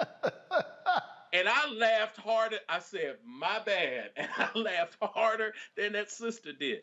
This is just what happens. It happens on jobs that you get in a fast food window. It happens in corporate America. And it happened to this sister on the street. So salute to you. And like I said, tuck away about 22 to 24% or whatever Dr. Malvo would recommend so that you pay your taxes on that so they don't get you for that. Look, what people, first of all, a lot of people, Makongo, don't understand the reality of the nuances of political campaigns. There are people who volunteer. There are people who actually get paid. There are jobs in these. And so, Jeff is absolutely right. And so, look, here's a sister who's like, hey, it's a job. I was just trying to sit here, just look, if I'm door knocking and just putting flyers, whatever, on door handles, hey, that's what the job is. Yeah, I mean, it's like both of you are saying, campaigning is an industry, period, bottom line. And if she's not out there, pushing the platform, she's just giving out information. What people do with the information is their choice.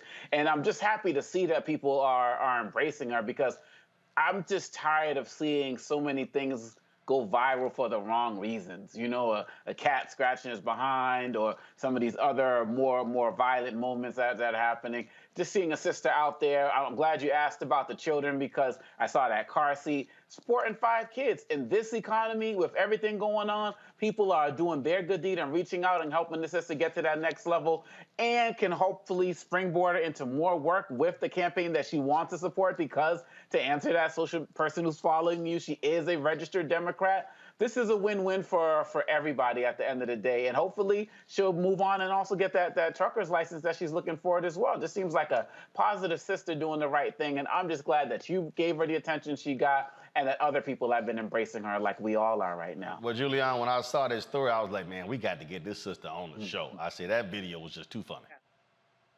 I'm glad you did, Roland. As Oba Congo said, this sister is doing her thing and she's doing the right thing. Politics is nothing but acting. Not only whether you're supporting a candidate, opposing a candidate, or even if you are the candidate. This is theater. It's not really about the real thing. We talked earlier about guns and other things. These people know what the right thing is, but they're acting because they want to stay reelected. So if the people down at the bottom of the campaign trail, if they can make some money, hey, go for it. But what I liked about this sister, first of all, her energy, her attitude, her smile, and the fact that she is doing what she needs to do to support herself. Now, Brother Jeff, I'm going to tell you, 24% ain't going to get it. You got to put away about a third with that freelance money. But okay, there it is. But whatever she does, what we know she's doing is she's doing the right thing for her kids. And Roland, kudos to you yet again. I mean, you are just doing it. You're doing it, and thank you for giving this sister a platform, which perhaps will encourage other women and men to figure out how to get around this putrid economy. They say the unemployment rate is 3.6%, and I guess it is, but from Friday. But you know what? Our people are still suffering while people are talking about a robust economy. So we have to have plan A, B, C, D, E, F, G.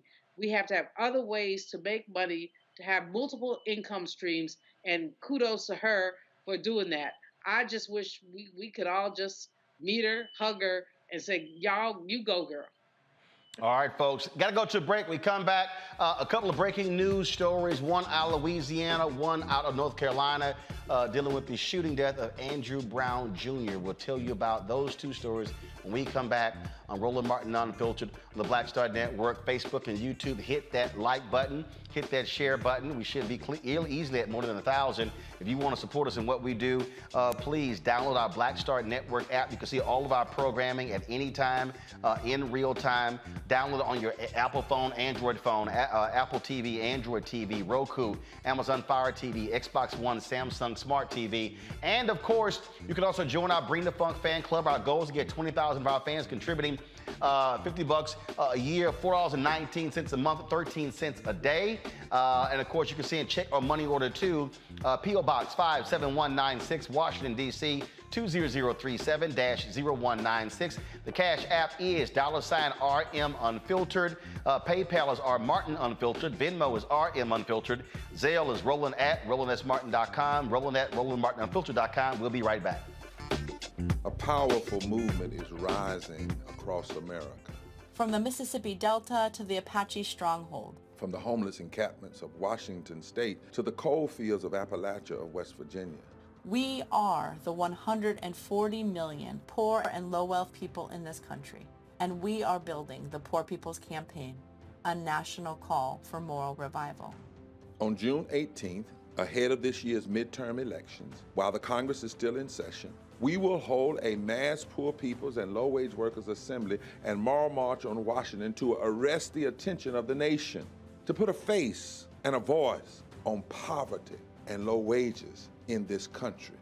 This is a watershed moment for justice and democracy in America. There are those who say that transformative change isn't possible, but history teaches us that it is precisely in times like these that people must build a broad and deep movement from the bottom up.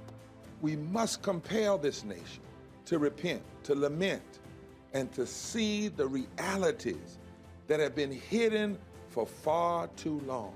On June 18th, we will come together to lift the voices of the poor and low-wage workers who know that change is not only possible, it is essential for our survival.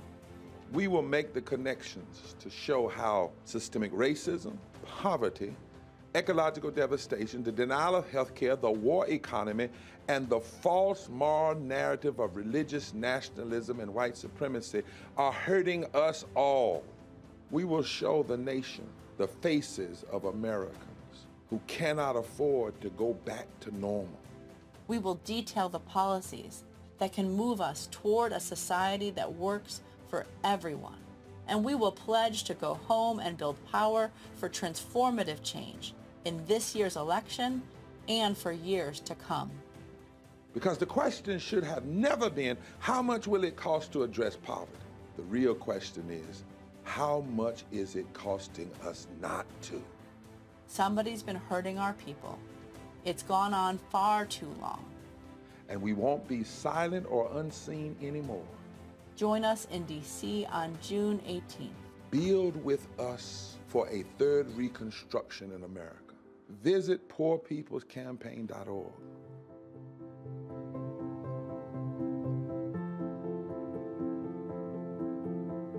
I'm Deborah Owens, America's Wealth Coach and host of Get Wealthy. On the next Get Wealthy, here's the good news.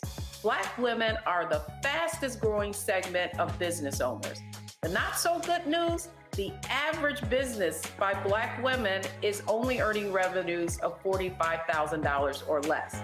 On the next Get Wealthy, you're gonna hear from a woman who went from her kitchen table to cat tables, growing her business to over $1 million.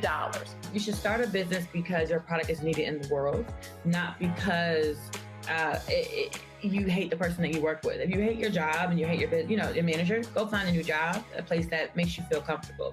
And I say that because starting a business is truly a labor of love and service. If you want to learn how to do it, right here on the next Get Wealthy, only on Black Star Network. Hey, I'm Deion Cole from Blackish. Hey, I'm Arnez J. Black TV does matter, dang it. Hey, what's up, y'all? It's your boy Jacob Lattimore, and you're now watching Roland Martin right now. Stay woke.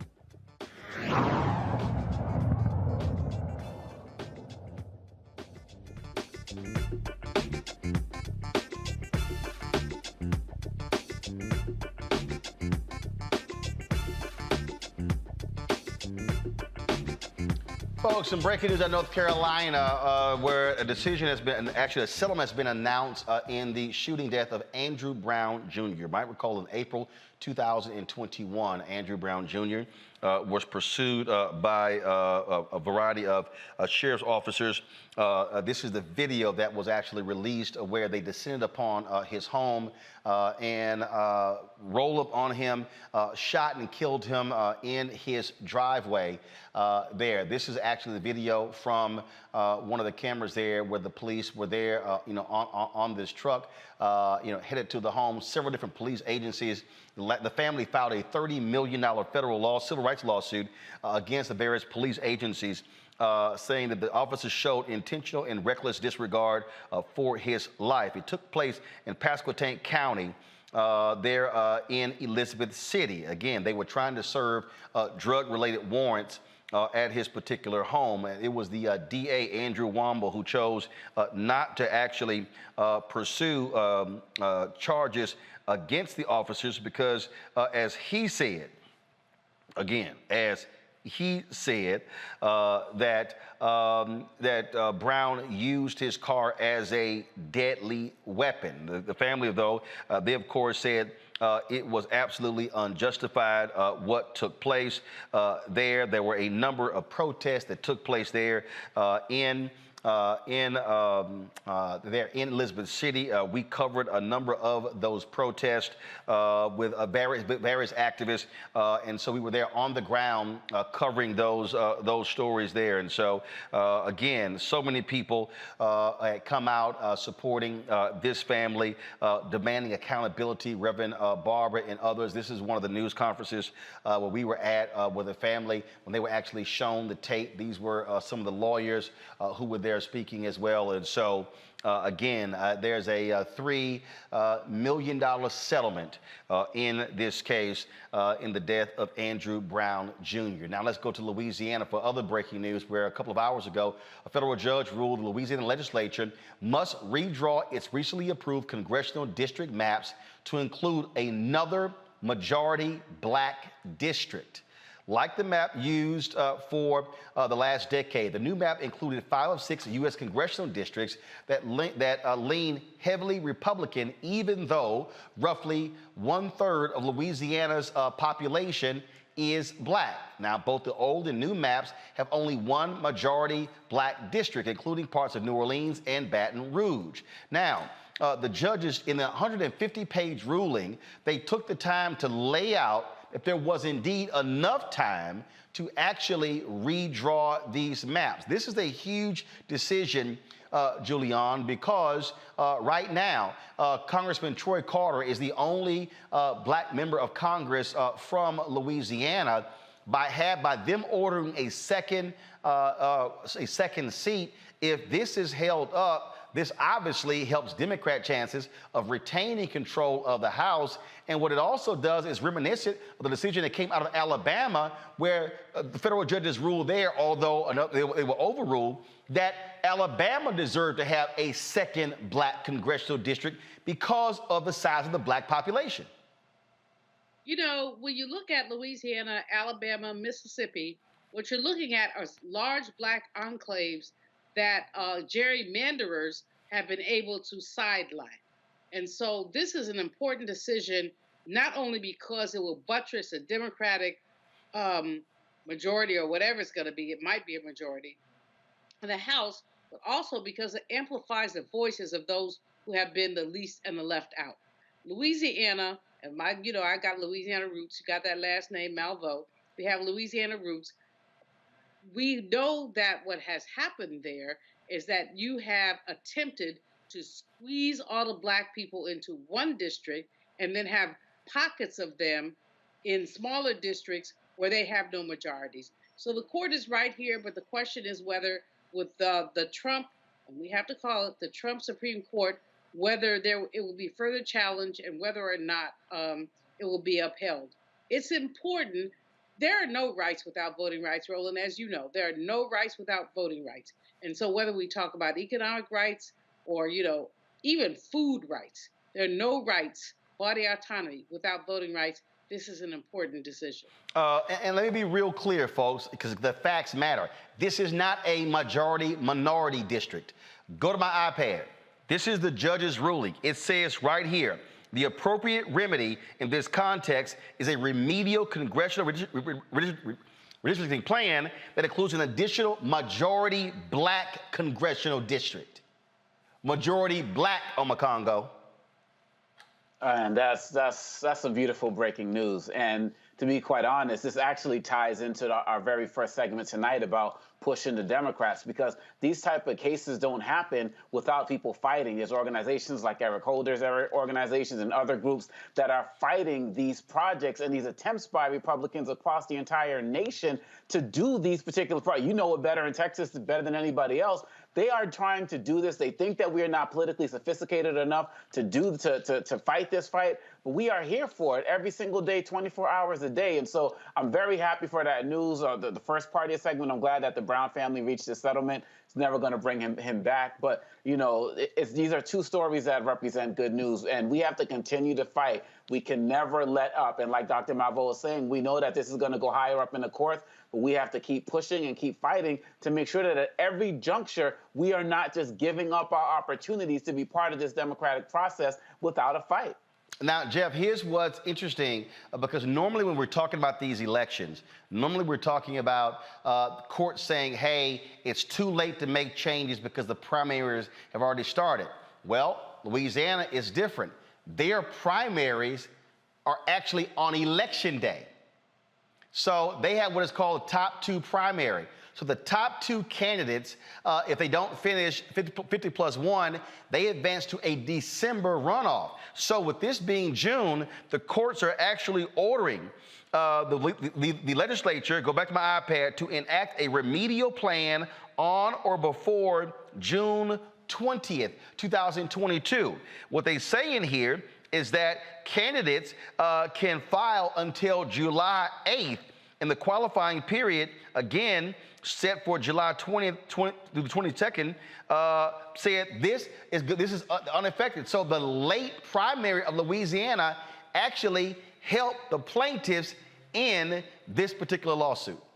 Yes, it was absolutely a perfect storm. And also, when you talk about remediation of maps and prevention of more gerrymandering, we've seen a lot of gerrymandering in Tennessee with the gerrymandering lizard that our legislature passed. And of course, it was affirmed by a governor selected Supreme Court here. But you also look at what's happening in Louisiana, and in this 150-page opinion, it also pushes back on the notion that private citizens can't come as plaintiffs and argue or at least present alternatives and complain. That's part of Section 2, I believe, of the 1965 Voter Rights Act. So this is a wonderful opportunity to make a change. Again, the reason why they're able to do this, as it's outlined in the opinion, is because the Supreme Court has already affirmed this. As Dr. Malveaux said, the question is going to be now, what will this current Supreme Court do? Will they potentially reverse it? But it's also noteworthy that to point out that I believe there were 8 maps that also affirmed the need for another majority-minority district. So the there are 8 maps previously drawn. Majority black district. Majority black. No, they were very specific, not majority minority, majority black district. In fact, this is the lawsuit. This is what they said, that it was a violation of the Voting Rights Act because 2 things were happening, what is called packing and cracking. And that is, they were packing as many black people as possible into the 2nd congressional district held by Congressman Troy Carter. Then they were cracking the black voters, splitting them up into 5 other congressional districts, thereby diluting their voting power. The courts ruled, no, there should be 2 majority black districts there in New Orleans. Folks, all of this, they're in Louisiana. So if this holds up, as I said, this could very well help Democrats out. They are desperate to try to hold on to the House and the Senate. Look at the polling numbers of President Joe Biden. It's not necessarily a good thing. You have a lot of enthusiasm on the Republican side, but Democrats are saying, look, if we want to continue the policies of President Joe Biden, we must hold on to the House, to the Senate. Here's part 2 of my conversation with Congressman Hakeem Jeffries. We talked about the fierce headwinds Democrats are facing and what it means to have the proper messaging and reaching out and talking to black voters and making it clear what's important for those voters and others to turn out. Forward. Let's talk about your state. You've been highly critical of what took place there after Democrats moved forward with a congressional map that was deemed to be gerrymandering and a violation of the state constitution. And then maps were redrawn, basically, as you said, decimating the districts of African Americans. Is there any of those districts moving forward? Is there any redress?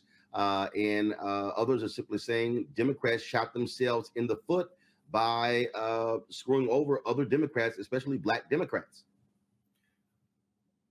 Well, it was a very flawed process that was set into motion by Chief Justice Janet DeFiore of the New York Court of Appeals and unleashed by this runaway majority who decided that they were going to conclude, first erroneously, I believe, that the lines drawn by the New York State Legislature, the elected representatives of the people of the state of New York, by 2/3 supermajorities in both the New York State Assembly and the New York State Senate, that they were unconstitutional. But perhaps even more problematically, Roland, then say, well, we're not going to give the legislature the opportunity to cure whatever defects we think exist. We're going to strip away that power and we're going to send it back to Steuben County with a Republican partisan hack judge presiding over a broken process with an unelected out-of-town special master who can't tell you the difference between Bath, New York, Buffalo, and Brooklyn. This is what happened. And so the logical result of that were 5 different congressional districts in and around New York City where the Black or Latino population was degraded. Now, this is why federal action is going to be necessary moving forward, because had Section 5 of the Voting Rights Act still been in effect, there is no circumstance where the lines that we're now stuck with for at least this cycle, it appears, would have ever been signed off on by the Department of Justice, because you cannot degrade the Black and Latino populations an opportunity to elect districts that may deprive those communities of color the ability to choose the candidates of their choice. And so I know the lawyers connected to various civil rights groups and community-based organizations are taking a look at the options, which are not totally not there for folks, but have been constrained, unfortunately, because of the elimination of Section 5 of the Voting Rights Act and the decimation in many cases of Section 2. But there may be some avenues to take a look at under the state constitution that I believe are being explored. You mentioned specifically in terms of what should happen with the VRA. That is still a point of contention that I've heard from many Black voters, that the House passed it, but the Senate obviously did not move. Same thing with the George Floyd Justice Act. And as I said earlier, in terms of this notion of enthusiasm, I am really hearing that from a lot of African Americans, folks saying that they came out to vote in 2020, risked their health to do so, deliberate majorities for the Democrats in the House and the Senate, and enough did not get done on those signature bills.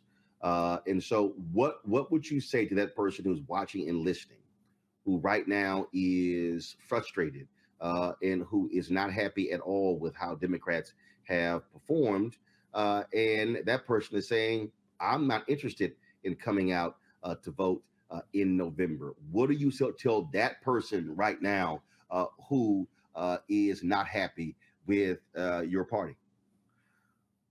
Well, certainly there's more work that needs to be done, but I would ask people to just take a step back and holistically look at the record. We've provided historic help for Black farmers, historic help for Black colleges and universities, a historic help for Black small businesses, but more, of course, needs to be done even in those spaces. But when you look at where the assistance went to in the context of the American Rescue Plan, it was probably more equitably distributed than certainly any other major federal intervention that has occurred in modern American history. That's an important foundation that was laid. Black unemployment is moving in the right direction, and we are seeing, the opportunities that hopefully will continue to be created by President Biden's executive actions, most recently in the space of police reform. Now, ultimately, we need a legislative solution to many of these challenges, particularly in voting. And that's why I think I would encourage people not to take the ball and go home, even if there's disappointment. That happened in 2010. And as a result, President Obama's legislative agenda was significantly constrained for the last 6 years of his presidency. And the question is, do we want to go down that road again? We know that the alternative is much worse. We've seen this movie before. Let's not have a sequel that jams up President Biden's legislative agenda or hamstrings his inability to appoint any additional Supreme Court justices should vacancies be created. That's a historic thing. Because Democrats control the Senate and have a Democratic president, Ketanji Brown Jackson, bringing all of her brilliance and life experiences, will be on the Supreme Court as soon as this current term ends. That's meaningful progress. But that only happens because people came out, black voters in particular, down in Georgia and delivered a Senate Democratic majority, albeit a very frustrating one because it's 50-50 with Vice President Harris needing to often break the tie. And last question for you on that particular point there. What I've said to people is that, look, I absolutely understand the frustration. I actually feel that as well. I said, one, I really do believe that President Biden should bring the families affected by police violence and bring them back to the White House and invite Senator Tim Scott and Senator Lindsey Graham and Mitch McConnell to come to a meeting and say, sit across from these families and tell them why that act hasn't moved forward. And an effort should be made to try to get the George Floyd Justice Act passed between now and November. But also what I've said is you got to look at the possibility if Democrats are able to retain the seat in Georgia, Arizona, New Hampshire, Nevada, but then pick up in Pennsylvania, Wisconsin, let's say Florida, North Carolina. I mean, now all of a sudden you can negate Senators Kristen Sinema and Joe Manchin and now be able to potentially have a 55-45, 57-43 majority to be able to get some of these bills passed. That's exactly right, Roland. And right now it takes 60 votes to do anything in the Senate. And we're at 50. And some people say, well, does it mean that you have to elect 10 additional Democrats? And Roland, you just broke it down. No. If we can elect 2 or 3 additional Democrats, which is very possible, Val Demings in Florida, Tim Ryan down in Ohio, seats in North Carolina and Pennsylvania that are real possibilities, Wisconsin, potentially Mandela Barnes. We've got some exciting candidates in districts and states that President Biden, by and large, won, where we have a real opportunity to be successful. And if we can just add 2 or 3 additional members of the United States Senate to the current majority, then you can change the rules that currently exist, which is stopping progress from being made. The filibuster, that word is found nowhere in the United States Constitution. And the framers of the Constitution understood supermajorities. They used that phraseology and requirement in 4 different instances. They said, we want a supermajority to override a presidential veto, a supermajority to ratify a treaty, a supermajority to enact a constitutional amendment, 2/3 in the House and Senate, and then 3/4 a ratification by the states. And then they said we need a supermajority in order to convict the president who's been impeached by the House. 4 occasions they used the word, the phrase, the requirement, supermajority. Never for basic legislation to be passed. And so we believe there's a strong argument to be made once we have a functional Democratic majority to get to a much better place after the November elections. All right. Well, Congressman Hakeem Jeffries, we appreciate you joining us and look forward to having you back and seeing what unfolds over the next few months. Thanks so much, Roland. Appreciate you. All right. Take care. As I said, it's going to be an uphill battle. And so just quickly, let's just get the thoughts of the 3 of you to what Congressman Jeffries had to say. I'm going to go you first. I think the part about the special master and the situation in New York is the part that stuck with me the most, because so many times when people talk about the Voting Rights Act and aspects of it being gutted, we always focus on the areas that the act was created for, which was states in the South. But as we see the need to protect the voting rights and the Voting Rights Act, this is a nationwide issue. And people are going to do anything possible, whether it's a blue state or a red state, anywhere these Republicans can get hold and try to just screw up a system in some way, shape, or form, they are going to do it. All the more reason why we got to stay engaged and stay active. And I really commend Representative Jeffries for what he's doing, because, and just like the question you asked to that person who's saying that they're disenfranchised by what's going on, Joe Biden's Democratic Party has done more for our community and can do more if we get more Democrats in. Period, bottom line. And lastly, if we don't get it in now, we have to understand a whole boatload of Republicans are going to be coming in who will do anything Trump wants as it relates to 2024. So this might be our last chance at the real democratic voting process if we don't get our act together and stick with the program. Julian? Representative Jeffries is the real deal. He's talking the right stuff. He's making it clear about the Voting Rights Act. Here's a challenge. There are two challenges. Number one, how do we make this clear and plain to Susie Q or Johnny Jones, who basically are not motivated to vote because they don't see it that way. It doesn't trickle down to them. So as committed as he is, how do we make this a conversation for the basic average voter? The second issue is we are looking at Senate races. I'm looking at Warnock in particular, but there are other Senator Reverend Raphael Warnock out of Georgia, who's now a point down in the polls, and we're going to the polls on him in the next week or so. But we're looking at rolling a P uphill. The language is not the legislative language, it's the popular culture language that's on Twitter and other places, and that's a language that seems to be prevailing. So while Roland, it was a really great interview, and I think the world of Representative Jeffries. I also think that it's a surface. Beyond that, how do we get people involved, people engaged, people as angry as we are to say they're going to go out and vote? That's the issue. Jeff? When we think about what's at stake here, I think we have to really look at the strategies.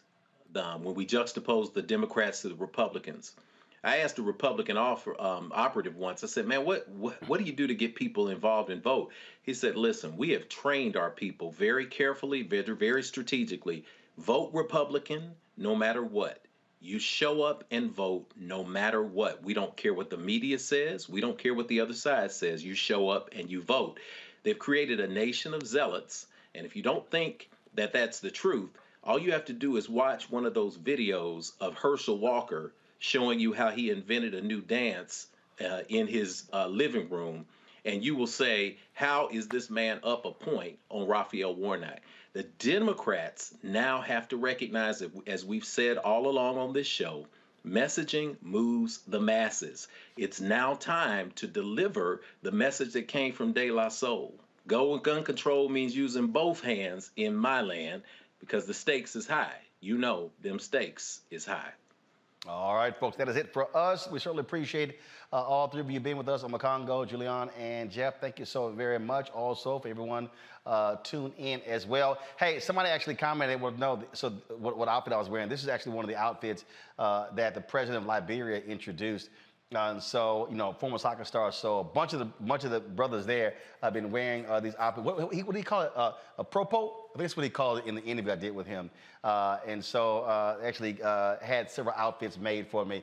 Now, the cats here, they wear these with tennis shoes. Like I told him, say, bro, I can't do that. I can't do that. I can't. You didn't bring us nothing back. I can't. I told him, huh? Right, I need one of those, man. Well, first of all, I could rock that with a nice white skirt. I would be rocking. Too late. You ain't request nothing. See, you got to put your order in before brother go. You can't be doing it after the fact. We were there in February. That's you 4 months late. You 4 months late. See, you can't. My order in for next trip. Right. You better think about the next trip. Yeah. You better be ahead of the game. All right, folks, that's it. Hey, do us a favor. Download the Black Star Network app. All platforms. We're trying to hit 50,000 downloads. Of course, our goal is to get 100,000 by the end of this year. Apple phone, Android phone, Apple TV, Android TV, Roku, Amazon Fire TV, Xbox One, Samsung Smart TV, and of course, you can also support our Bring the Funk fan club. With every dollar you give goes to support this show. Send your check-in money orders to P.O. Box 57196, Washington, D.C. 20037-0196. The Cash App is $RM Unfiltered. PayPal is R Martin Unfiltered. Venmo is RM Unfiltered. Zelle is Roland@RolandSMartin.com. Roland@RolandMartinUnfiltered.com. Folks, that is it. I shall see you tomorrow right here on Roland Martin Unfiltered on the Black Star Network. Until then,